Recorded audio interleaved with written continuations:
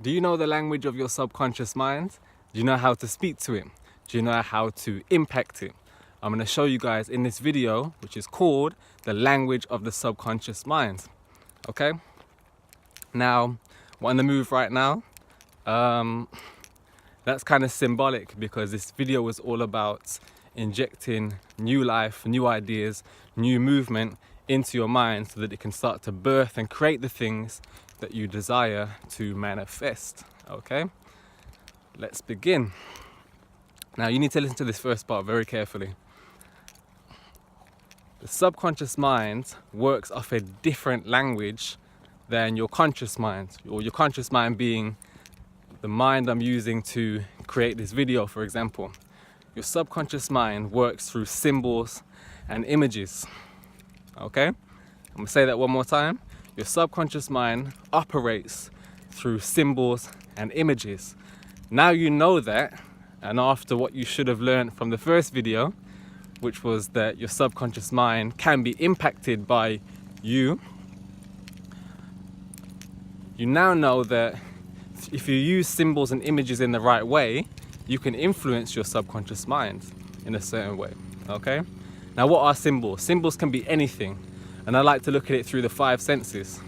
A symbol can be a picture or an image. A symbol can be a sound, it can be a taste, it can be something that you feel. Okay, anything can be a symbol, really. Okay, anything that creates some sort of form in your mind can be a symbol. Okay, so let's break this down and make it practical. If you desire success, for example, let's say something more specific. I don't know, say for example you desire, let's talk monetarily, say you desire 100 grand. In your mind, what that should do when you think of your desire to win 100 grand, or not to win, to make 100 grand, shall we say, or manifest 100 grand, in your mind, that should create some sort of form, okay?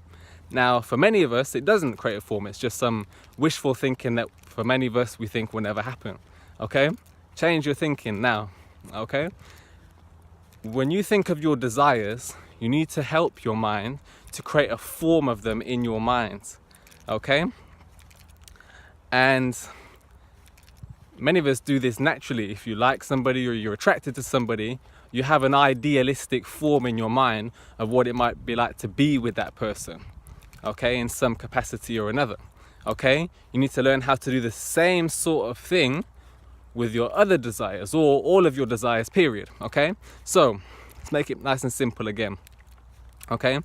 Create a form in your mind of what it is that you want, using a symbol, okay? And I've already told you what a symbol can potentially be, okay?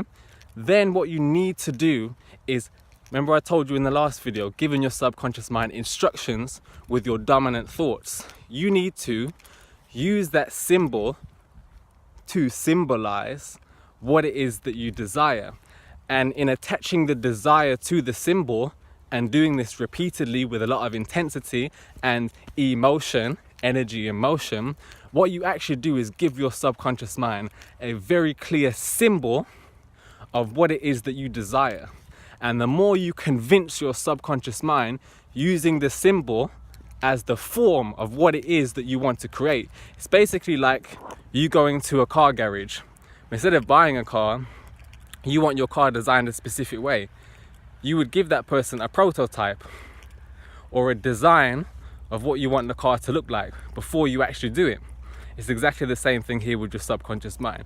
You will give in your subconscious mind an image or a form so that it can create that experience or the physical thing for you, okay? You can do the same thing with sounds. You can do the same thing with stories. You can do the same thing with music. I suppose that would cover sounds. Anything that can stimulate your five senses so that your subconscious mind can create a form of it can be a symbol. And once it symbolizes something to you, another word for it is an archetype, but we're going to get into that in future videos. But once that begins to symbolize something in your subconscious mind, it should only be a case of you having to hear that song or see that image or meditate and picture it in your mind or do the activity, whether it's yoga, whatever your symbol is, it should automatically trigger what it is that you have attached to it, okay? Which you are consciously trying to attach emotions such as desire, willpower, because you're trying to convince your subconscious mind that it can be done, okay? Again, we're scratching the surface. I intend to make videos much longer in the future, but I hope this was useful. As you know, Calm Our Minds, Instagram, I'll put a link below. I also created a Facebook page. I'm gonna get this thing up and running, at Calm Our Minds again. And also the subscribe button, you know where it is. Don't be shy, click on it. I'm gonna make more videos and look out for part 3 of the subconscious series. I hope that this was useful, and I'm out.